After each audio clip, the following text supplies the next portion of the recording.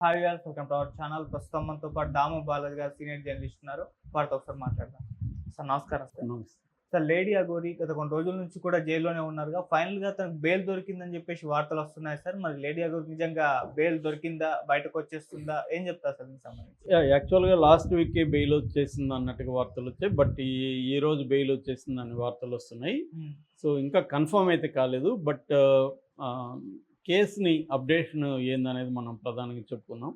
మామూలుగా అయితే లేడీ అఘోరి లేదా అఘోరి శ్రీనివాస్ ని అరెస్ట్ చేసింది ఏ కేసులో అని చెప్తే మొకిల్లా పోలీస్ స్టేషన్‌లో ఒక లేడీ ప్రొడ్యూసరు కేసు పెట్టింది.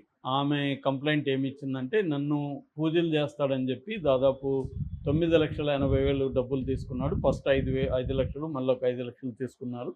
నేను అది ట్రాన్స్ఫర్ చేశాను అనే డీటెయిల్స్ కూడా ఆమె చూపించింది. ఆ తర్వాత నేను మా హస్బెండ్ ఉజ్జయిని వెళ్ళాము. అక్కడికి రమ్మన్నాడు. అక్కడ ఒక ఫామ్ హౌస్ తీసుకొని అక్కడ మాకు పూజలు చేశారు. పూజలు చేసినాక మేము కూడా సాటిస్ఫై అయినాం, వచ్చేసాము. దాని తర్వాత నుంచి ఫోన్లు చేసి బెదిరించడం మొదలుపెట్టాడు. సో, బ్లాక్‌మెయిల్ చేయడం, మళ్ళీ ఒక 5,00,000 కావాలి, లేకపోతే నేను నెగెటివ్ పూజలు చేస్తాను, మీకు నష్టం జరుగుతుంది, అఘోరి క్షుద్ర పూజలు చేస్తానని బెదిరించడం మొదలుపెట్టాడు. ఇది నెవర్ ఎండింగ్. ఆల్రెడీ 10,00,000 ఖర్చు పెట్టాము. ఇతనికి ఇప్పుడు ఇస్తే మళ్ళీ అడుగుతూనే ఉంటాడు అని చెప్పి మేము ఏం చేయాలో తెలియక పోలీసులు కేసు పెడుతున్నాం అని చెప్పి ఆమె ఐడెంటిటీ బయటికి చెప్పడానికి ఇష్టపడలేదు. పోలీసులకు కూడా ఆమె గైడెన్స్ ఇచ్చింది, చెప్పకండి బయట అని. సో, బయటికి రాలేదు. అట్లాగే ఈ అఘోరి శ్రీనివాస్ మొదటి భార్య రాధిక కూడా కంప్లైంట్ ఇచ్చింది. మహిళా కమిషన్కి నేరెళ్ళ శారద గారిని కలిసి కంప్లైంట్ ఇచ్చింది. అట్లాగే ఒక ట్రాన్స్జెండర్ పేరు సంధ్య అనుకుంటా, తను కూడా వెళ్ళి పోలీస్ స్టేషన్, షామీర్పేట పోలీస్ స్టేషన్లో కంప్లైంట్ ఇచ్చింది. సో, ఇప్పుడు మనకు తెలిసి ఇక్కడ దాదాపు 3 కేసులు అయితే రిజిస్టర్ అయినాయి. ఈ ఈ లేడీ ప్రొడ్యూసర్ పెట్టిన కేసులో అరెస్ట్ చేసి తీసుకొచ్చారు. అయితే జడ్జి మేజిస్ట్రేటు అడిగినప్పుడు, నీకు లాయర్ని పెట్టుకుంటారా మీరు అని అడిగితే, లేదు నాకు అంత స్తోమత లేదని అఘోరి శ్రీనివాస్ చెప్పాడు. దాంతో అక్కడ లీగల్ ఎయిడ్ కౌన్సిల్ అని ఉంటారు, వాళ్ళని ఇచ్చారు, రవి అనే ఒక వ్యక్తిని. ఆ రవి ఏమో ఇతనికి బెయిల్ రాదు, 10 ఏళ్ల పైన జైలు శిక్ష పడుతుందని మీడియాతో చెప్తున్నాడు. డిఫెన్స్ అడ్వకేట్ అలా జనరల్గా చెప్పరు, కానీ తను అలా మాట్లాడుతున్నాడు అప్పుడు.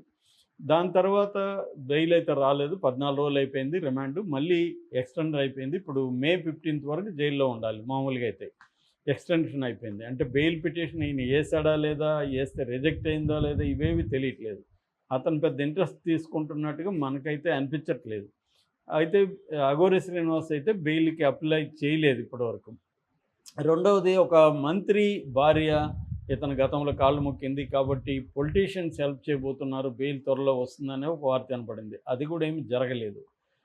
ఎందుకంటే మహిళా కమిషన్ చైర్పర్సన్ నేరెళ్ళ శారద చెంచలగూడ జైలుకి వెళ్ళినప్పుడు తను కూడా కలిసింది. సో, ఈ నేపథ్యంలో అలాంటి పుకారు వచ్చింది, కానీ ఏమీ జరగలేదు. మూడవది, ఇతనికి కారు ఒక చెన్నై బేస్డ్ బిజినెస్ మ్యాన్ ఇచ్చాడని, అతని పేరుతో రిజిస్ట్రేషన్ అయింది ఈ కారు కూడా అని, అతను ఇతనికి బెయిల్ ఇప్పించబోతున్నాడు అన్న ఒక వార్త కూడా బయటకు వచ్చింది. అది కూడా ఇప్పటివరకు జరగలేదు. ఈ లోపల ఒక 4 రోజులకు ముందు వీళ్ళ అక్క, నాన్న ఇద్దరూ వెళ్ళి చెంచలగూడలో ఈయన్ని కలిసి బయటకు వచ్చారు. అయితే వాళ్ళు మీడియాతో మాట్లాడలేదు. అఘోరిని చెప్పాడు వాళ్ళకి, మీడియాతో మీరేం మాట్లాడకుండా సైలెంట్గా వెళ్ళిపోండి అని. సో, సైలెంట్గా వెళ్ళిపోయినారని చెప్తున్నారు. సో, వాళ్ళు కలిసిన పర్పస్ ఏంటంటే, ఒక అడ్వకేట్ని ఇండిపెండెంట్గా పెట్టమని వాళ్ళ ద్వారా అఘోరి శ్రీనివాస్ ట్రై చేశాడు. ఎందుకంటే జైల్లోకి వెళ్ళినాక అఘోరి శ్రీనివాస్కి విషయాలు అర్థమంటాయి. లీగల్ ఫ్రేమ్వర్క్ అతనికి ఇప్పటివరకు తెలియదు. ఎందుకంటే అతను ఎప్పుడు ఇంతవరకు ఇన్వాల్వ్ కాల. సో, అతను ఏమనుకున్నాడంటే, law it takes it own course అనేసి ఏదో మీడియాతో ఆ రోజు ఒక డైలాగ్ చెప్పేసి వెళ్ళిపోయాడు. చట్టం తన పని తను చేసుకుపోతుంది. అలా ఏమీ చేసుకుపోదు చట్టం. మనం ఎలా చేస్తే చట్టం అలా వెళ్తుంది ఇండియాలో. చట్టం దాని పాటుకి అది చేసుకుపోదు. కాబట్టి బెయిల్కి మనం జైలుకి పోయినాక తెలుస్తుంది. ఎందుకంటే జైల్లో వార్డర్స్ ఉంటారు, ఇతర ఖైదీలతో పరిచయాలు వస్తాయి, అక్కడ మూదుర్లంతా ఉంటారు, వాళ్ళు సలహాలు ఇస్తారు. అరే భయ్, నువ్వు అడ్వకేట్ని పెట్టుకో, బెయిల్కి ట్రై చేయి, ఇలా చేస్తే ఇలా అవుతుంది. రెండవది, నీ మీద ఎవరు కంప్లైంట్ పెట్టినారో వాళ్ళతో కూడా నువ్వు కాంప్రమైజ్ అయిపో. వాళ్ళకి ఏదో 10 లక్షలు ఇచ్చారు కదా, 5 లక్షలు ఎంతో ఇచ్చి సెటిల్ చేసుకో. నీకు ఆల్రెడీ నీ దగ్గర డబ్బులు ఉంది అంటున్నారు కదా అని. ఎందుకంటే ఈ మధ్యనే అతని అకౌంట్లో 2 కోట్లు ఉన్నాయని, మన ప్రభాస్ ఇంటి పక్కన సైటు 8 కోట్ల సైట్ అని రకరకాల పుకార్లు వస్తాయి. ఏదేమైనా అతని దగ్గర డబ్బులు ఉందనే మాత్రం చాలా సోర్సెస్ నుంచి అయితే తెలుస్తుంది. కాబట్టి నువ్వు ఆమెకి ఇప్పుడు 10 లక్షలు ఖర్చు పెట్టింది, పూజలు చేశావు. ఏదో భంగపడి అమ్మ నేను తప్పు చేశాను, నేను బ్లాక్మెయిల్ చేయడం తప్పే, ఏదో నీకు కొద్దిగా నీకు ఖర్చు పెట్టావు కదా, నేను ఇంత ఇచ్చుకోలే, నేను ఇంత ఇస్తానని చెప్తే వాళ్ళు కూడా కేసు వేయడం వల్ల ఇతను జైలుకి పోవడం వల్ల వాళ్ళకేం లాభం? కాబట్టి తను ఏదో డబ్బులు ఇస్తే వాళ్ళు కూడా సెటిల్ చేసుకొని కంప్లైంట్ విత్డ్రా చేసుకుంటారు. ఈ స్టేజ్లో అయితే కోర్టుతో కూడా ఈజీగా అయిపోతుంది. సో అనే సలహాలు అక్కడ ఖైదీలు ప్లస్ వార్డర్లు ఇచ్చినట్టుగా అర్థమవుతుంది. దాంతో అఘోరి శ్రీనివాస్ కూడా వేరే వాళ్ళ ద్వారా ట్రై చేయకుండా, ఎందుకంటే మీడియాకి లీక్ అయిపోతుంది ఎవరి ద్వారా ట్రై చేసినా. ఆ రవి కూడా లీగల్ ఎయిడ్ కౌన్సిల్ మీడియాతో ఇష్టం వచ్చినట్టుగా మాట్లాడుతున్నాడు. అందుకని వీళ్ళ అమ్మ నాన్న అయితేనే నమ్మకం. ఎందుకంటే శ్రీవర్షిని ఉంది కానీ శ్రీవర్షిని పిలిపిస్తేమో మళ్ళీ అది మీడియా హైప్ అయిపోతుంది.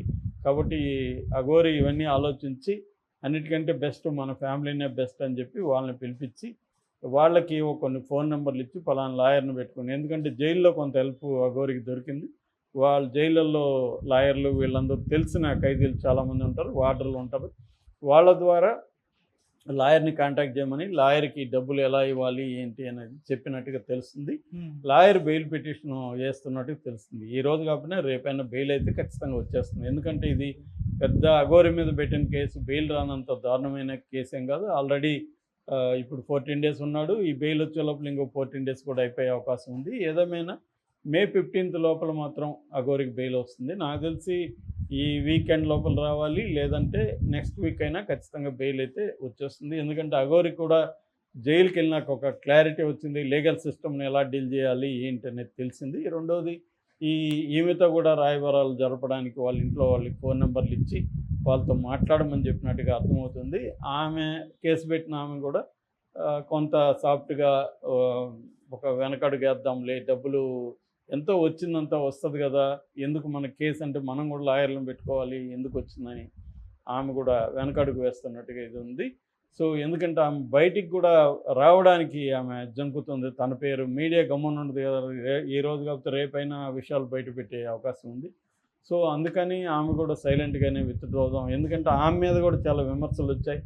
ఒక నగ్న పూజ చేయడానికి మీరెలా అతనికి డబ్బులు ఇచ్చారు, మీరెలా పోయి పూజలు చేయించుకున్నారు అఘోరి దగ్గర, ఇది తాంత్రిక పూజలు ఇవన్నీ ఎందుకు మీకు అని వస్తాయి. రెండోది మీకు అంత డబ్బులు ఖర్చు పెట్టి పూజలు చేయించుకునే ఇబ్బందులు ఏమేమి వచ్చాయి ఇవన్నీ బయటికి తీస్తారు. మీడియా ఒకసారి ఎంటర్ అయినాక మీడియాలో ఏ కథనాలు వస్తాయో తెలియదు.